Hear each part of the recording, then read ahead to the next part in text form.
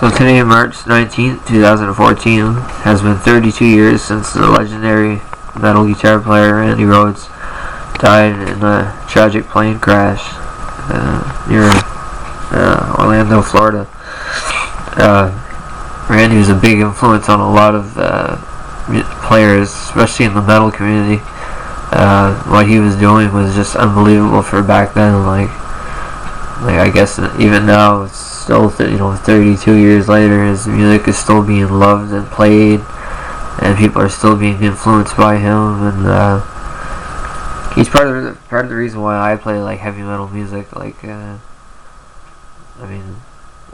think about Randy Rhoads all the time, just like I think about Cliff Burton a lot, or I think about Dimebag Darrell.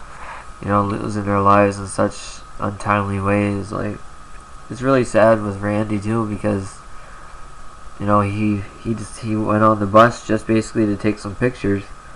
The plane that he was in, it went around once and landed safely. So the second time around, the pilot or bus, who was also their bus driver, asked Randy if you want to go up. Nothing, just a little joyride or whatever.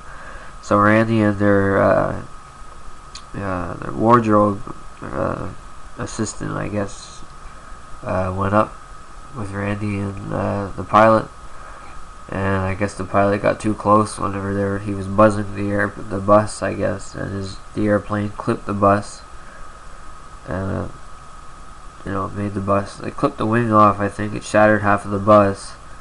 It severed a large pine tree and landed in the garage of this house.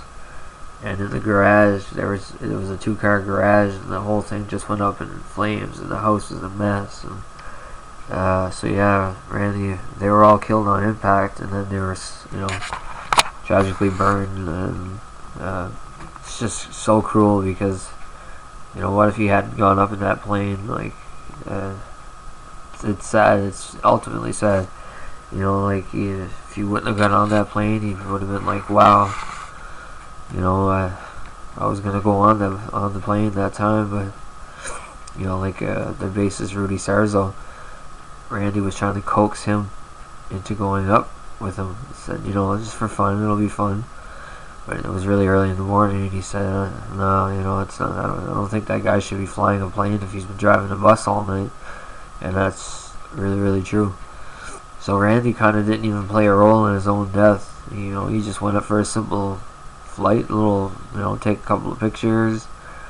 So it's like I said, Cliff Burton from Metallica. Cliff Burton basically never woke up.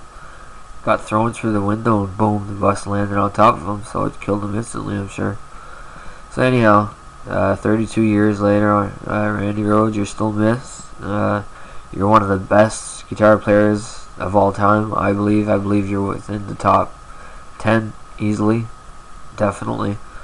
So yeah, I hope everybody today remembers Randy Rhoads and listens to Wizard of Oz and Diary of a Madman and Tribute, and realize how much of a musician Randy Rhoads was.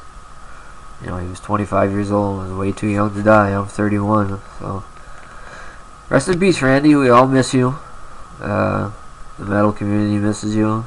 They'll never ever forget you and your tragic loss.